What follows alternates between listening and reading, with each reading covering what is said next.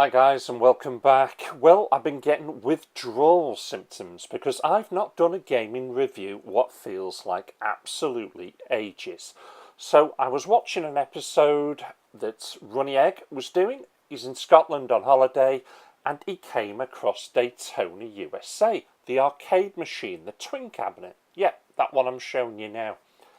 And I said to him, I've got the original game. I've got it on my Saturn and I've had it from brand new. Why don't you do an episode on it? So I've had a quick look through. I've never done a game review on it. Let's take a look at this absolute Sega classic.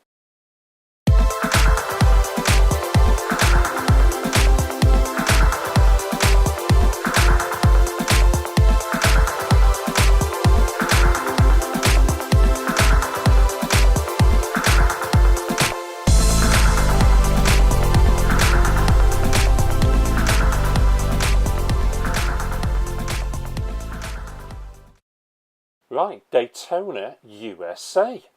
The game was developed by Sega AM2 and was published by Sega. Oh boy, time to murder some Japanese names. James, your favourite bit.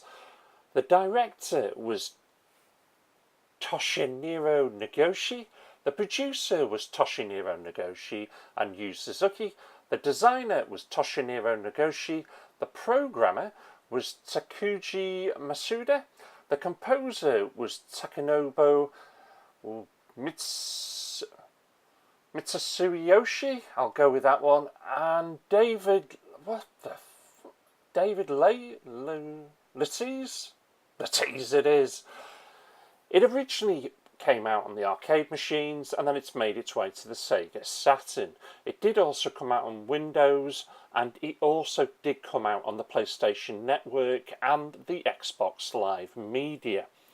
We are playing the Sega Saturn version, so that was released back in 1995, but it first hit the arcades in 1993 and it is, of course, a racing game. Just a few interesting facts for you. The conversion had a somewhat slower frame rate. Now it's only about 20 frames per second compared to the arcade version, which is actually 60 frames per second, and it has also got a reduced draw distance, which personally I think it's an absolute pain in the arse, but you can't have it all. If you really want to play this game and play an arcade perfect, you're looking for it, well, it was on the PlayStation Network, on the Xbox Live Media back in 2011. I think that's the only arcade perfect version you can get for this, for any console. So if you can, try and check it out that way. But I love this game all the same. It's an absolute classic. The only other interesting fact really to add, the composer, let's get his name right, Billy, for Christ's sakes. Takanobu Mitsuyoshi. He didn't just do the music, he also sang on this. And don't believe me? Check him out now.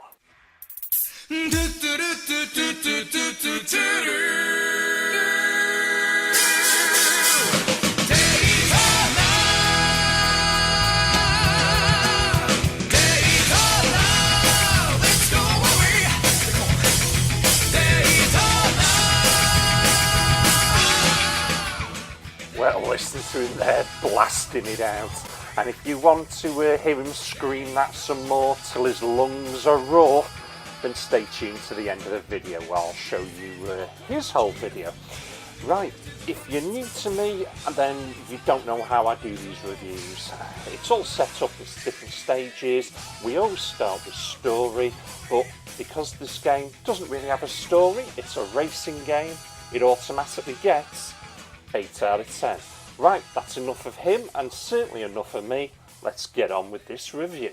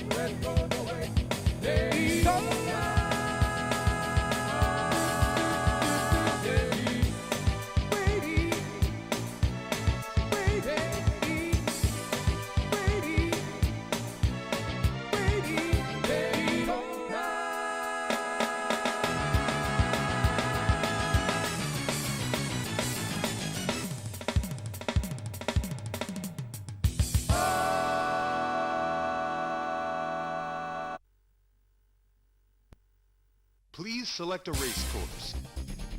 Beginner. Please choose manual or automatic transmission. Automatic. Gentlemen, start your engines.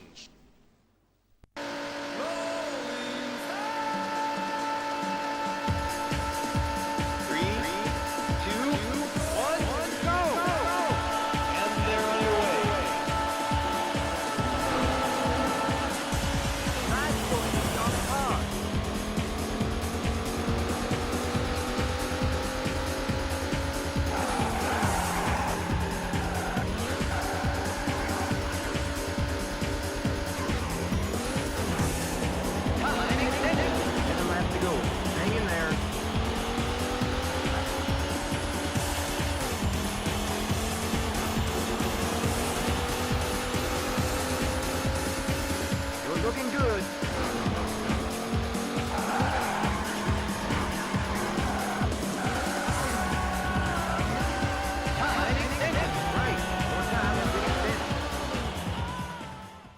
Audio. One of the best things about this game is the audio, the music, and I'm going to start with that. It's extremely memorable and extremely catchy, and in some regards it can be bloody infuriating, because once this tune sticks, it's like a nasty rash. It's going to take you forever and a day to get rid of it, but that's what you want. You know, you're playing a great arcade racing game, you want a good thumping tune to race by, and that's what you've got. As for everything else, whether you're flying past cars or they're flying past you, the screeching of the tyres when you put it into a power slide, or when you crash, you know, the guy screaming 4 more laps to go, time extension, it all just keeps you going. It really does. I just wish there was more of it. There's only really, I think, 3 soundtracks on this entire game. That's the only letdown. But what you get from everything else is brilliant. And for that, it's getting 9 out of 10.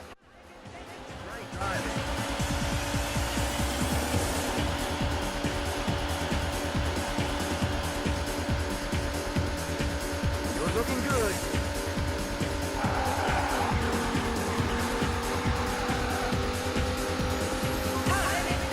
Right. Your time has been extended.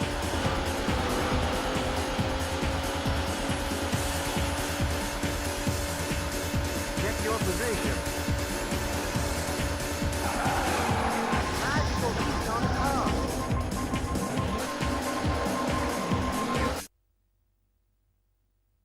You placed 31st.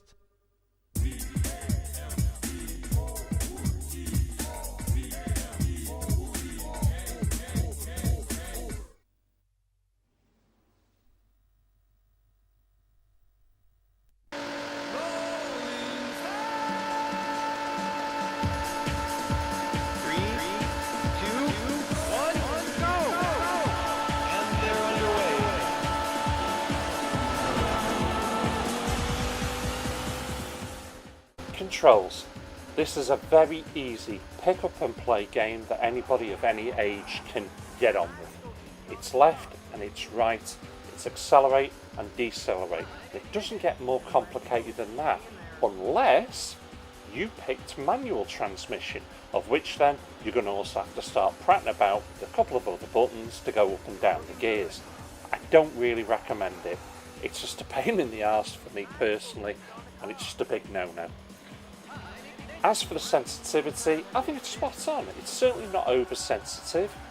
It's just, well, just a great easy game.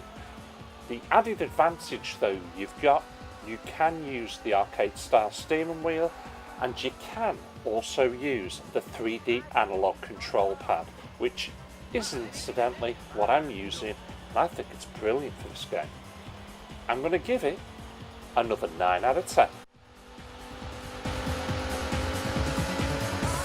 You're looking good.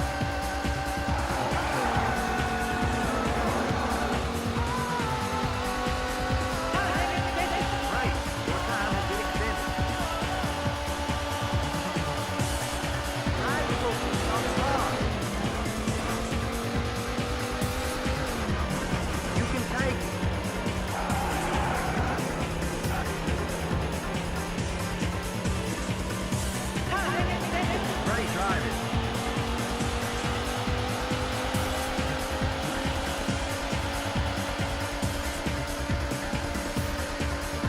looking good. Nice focus on the car.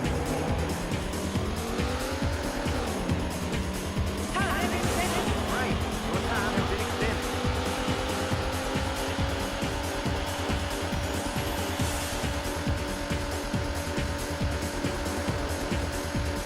You can take. Check your position. White flag is out. This is the final lap. Graphics. Now, if there's one area this game is going to fall foul, it is certainly on the graphics. Because, let's be honest, it is a game that is starting to show its age. They are big, they are blocky. But what it suffered from right at the very beginning was, it's not smooth. This is only running at 20 frames per second, as to opposed to the arcade machine, which was 60 frames per second.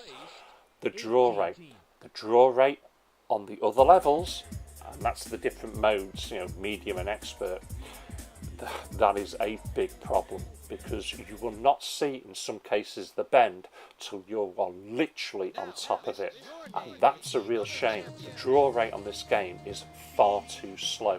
It's a game you're going to have to learn the levels to master it properly. But putting all that to one side, what have you got? I think you've got, in places, some fantastic detail, but you've also got some great colours, and you've also have got a fantastic emphasis on speed. Put all that together, yes, you have got an aging game, but you have got a game that you can still play today, and it is a lot of fun. So I'm going to come down on it, but I'm certainly not going to kill it. But I will only give it 7 out of 10. And they're underway.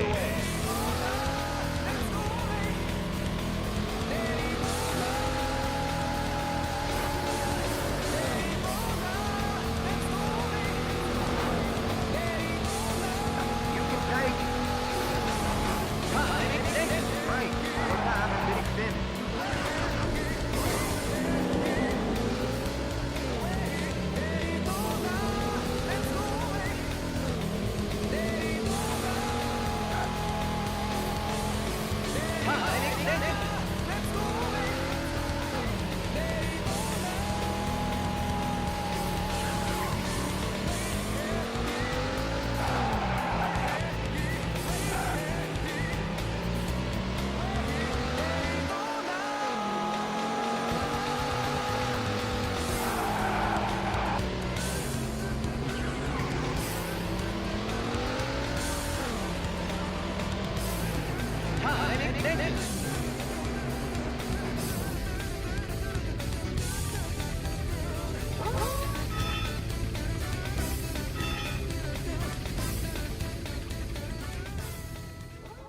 Gameplay. Well, you've got 2 modes for this game. You've got the original arcade mode and you've got the Saturn mode. I'll talk about the Saturn mode first. It is the easiest way to play this game. You've got grip button and you haven't got a timer counting down, so you can actually complete the entire race every time. This is actually the best way to learn the tracks, because that is what you're going to need to do if you ever are going to stand a chance to try and complete the arcade mode. In the arcade mode, it is a different kettle of fish. It is a very difficult game to play, and if you start off in that mode straight away, you're going to get frustrated with yourself. Not only have you got cars all around you that you are racing against, you've got only X amount of laps, and you've got a constant counting down timer. So many a time the game will end and I've not even finished the race. It's that sort of game. But that's what I also like about this game. It makes it very, very challenging, and that's what keeps bringing me back to this game. It's such a hard game to master, and I love it for that. You've also got 3 tracks to choose from. That's the beginner, the advanced and the expert. Please start off at the beginners, because I'm telling you now, even on arcade mode, it is that challenging. I guarantee you are not going to come first place on your first go, ever. You can also choose automatic or manual transmission. I always pick the automatic because I haven't got time to be fluffing around with gears. And you also have got different views. You can put yourself into a full in-car view, which I just find, again, far too difficult because of that damn draw rate. It's a real pity that there wasn't more tracks with this game. You've only got the 3, and it's just a little bit of a letdown there, because give it long enough, it's going to start getting repetitive. And that's a bit of a shame, but it is still a great racing game that you should try. And for that, I'm going to give it 8 out of 10.